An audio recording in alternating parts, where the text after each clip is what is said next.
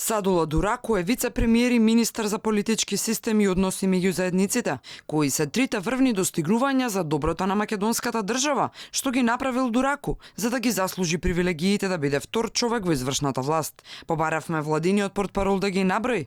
Јас како портпарол на влада може да информирам за одлуките кои се донесуваат на владина седница.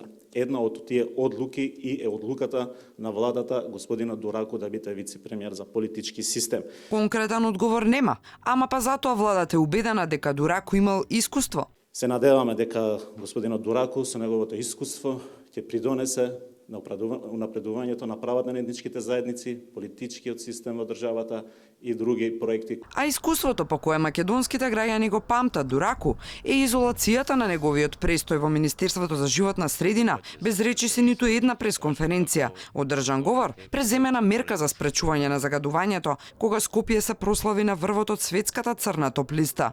Новинарите мораа да го бркаат за изјави, па кога еднаш го начекаа им рече: Сега јас не се бавам со граѓаните. Граѓаните може да се тужат.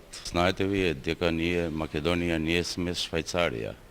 Сега ние почнавме, еден чекор е напред и тоа. Во биографијата на Дураку е запишано дека е експерт за интернет експлорер, но и дека во војната во 2001-та бил учесник како командант Вентили, за кој е познато дека неколку недели ги остави без вода жителите на Кумановскиот регион. Но за неговиот колега Буер Османи, Дураку е најдобриот познавач на рамковниот договор.